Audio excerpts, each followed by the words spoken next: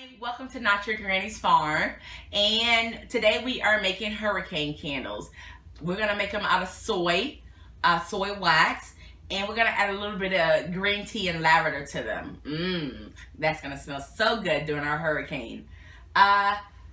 Let's get started. So first, to make your candles, you're gonna need several things. You're gonna need a candle wax melting pot. Mine is 32 ounces. You're gonna need a knife that you don't care about, that you can stir your wax. Now, I purchased a wax making kit just to kind of give you an idea of what is included in one. It came with these little tins with nice little sayings on the side, a little plain for my taste, but they'd be great for repurposing in my sewing room for my pins. They come with pre-waxed wicks. It came with 8. And then we have some lavender scent, some green tea scent, and these are wax centering devices. I can show you how one of them just lays across.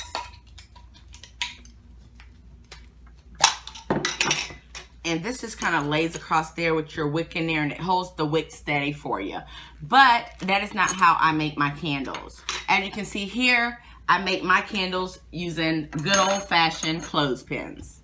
So we're gonna take these lids off. And I put my label on there, and I'll just label it below because it's very important to label your candles. Otherwise, you just have these beautiful jars and a guessing game going on. I keep a spoon for measuring my scent, so I know exactly how much I put in there. Usually I try to put a teaspoon per 8 ounces of my flakes, and this is 12 ounces that came in my kit. Now with this 12 ounces, I should be able to make 4 candles, 4.5 actually. But the half, well, my half is what's burning in there now. Alrighty. And my clothespins. And then it also has like these really cool color chips. That's lavender, and this is called greenery for you to make your candles. And I wear gloves because when I deal with stuff like this, I don't like it touching my skin. So I wear gloves. No, nothing fancy about the gloves. They're just some gloves that I use for everything around the house. And your scissors, because you're gonna need those scissors to cut your wax packet open and to cut your wicks. So we're gonna get started by centering some wicks. I'm gonna take my clothespin. I am going to take a wick.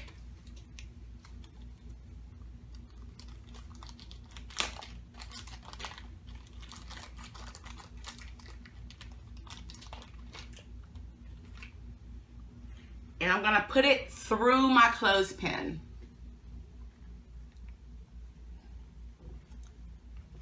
And I'm gonna just center that wick in the bottom of my jar. Now a lot of these wicks come with little sticky tabs that makes it easy to stick to the bottom, which are great. These do not have it. And you just center your wick, and your clothespin is gonna keep your wick in place.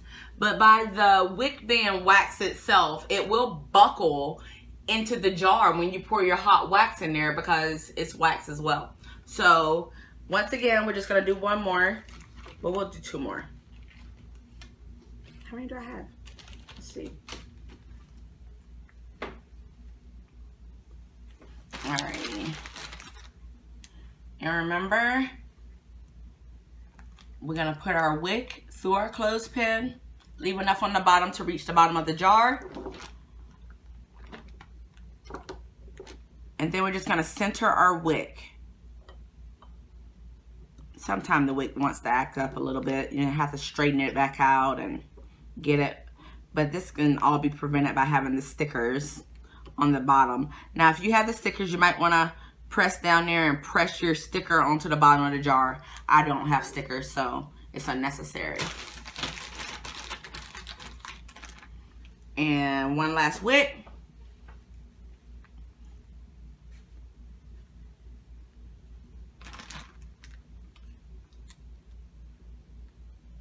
That one was on the money. Okay. So those are our candle jars. We're going to make 3 candles right now. Only 3 because I'm out of wicks. Because I made candles last night.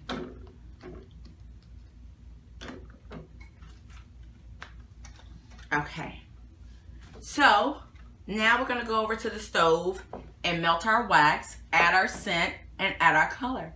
We are our stove. We have a pot of water. As always, I'm using something I don't care about. And we have our wax flakes inside our melting pot. And we are just going to put that in there. Now, you may want to use some oven mitts when you pick this handle back up if you're using the large eye on your stove like I am. Now, this is going to melt fairly quickly. You do want to wait till it's completely melted before you add any of your scent or any of your color. Now, we're just going to wait a minute. This is going to go very quickly. It's already starting to break down. So this is what it looks like as it is breaking down. Just turn into a liquid form and just kind of keep stirring it around. Now, as you can see, our wax has melted down. So now we're ready to add our scent. So we're going to reach across here and put our stove on low just to maintain the heat. You do want to use extreme caution with dealing with your wax because you have not danced until you've had hot wax on you. Alrighty. So now we're going to add our scent. Well, first I have to add our color because that color needs a little bit more time to break down. So we're going to add some violet. Sometimes I cut that up, sometimes I don't. I have my violet.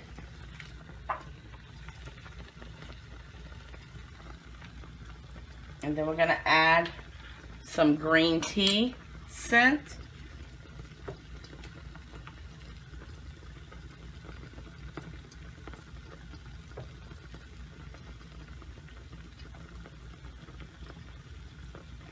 And with the scent, you can add as much or as less as you'd like.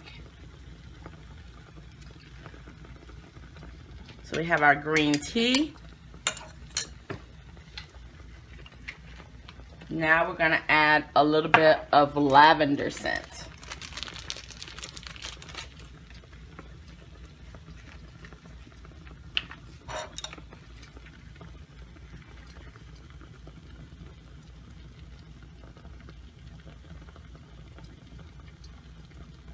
And again, just as much or as less as you'd like.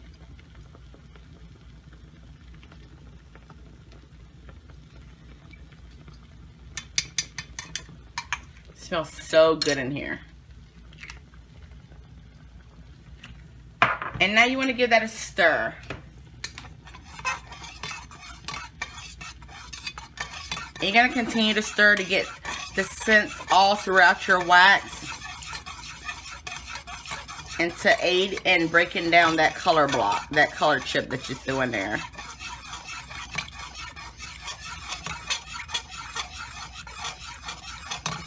And you're just going to continue to stir it.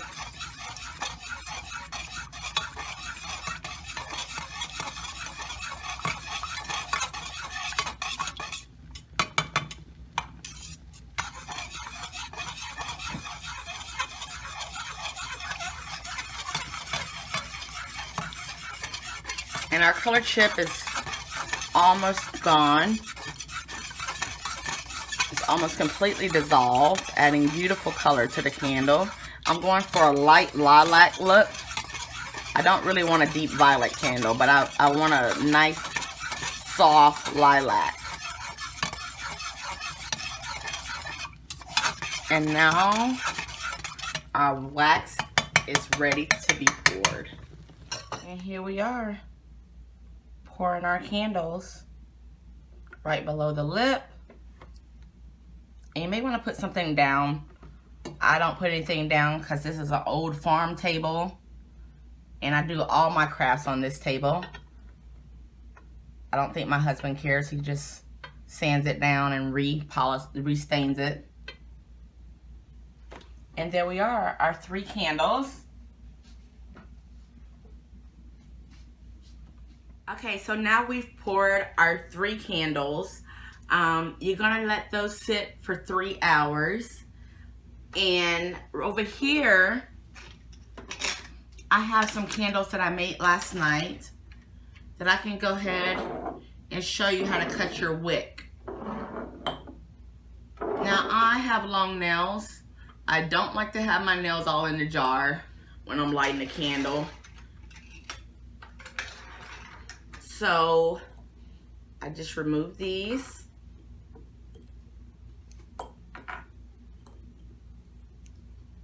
Which can be used over and over and over again. And then I cut these about in 1/2 inch.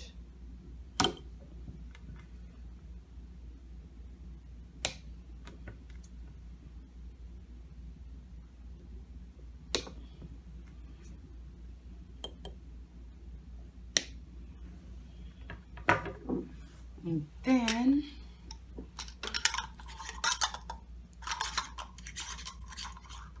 oh, got a little wax. Got a little wax on this one. Didn't have anything to wipe it with. There we go. Put that in the washer.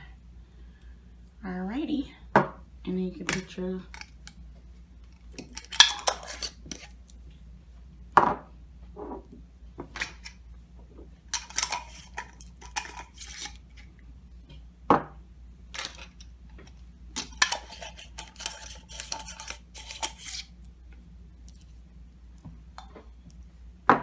and here we are, 4 candles, and we're waiting on those to set.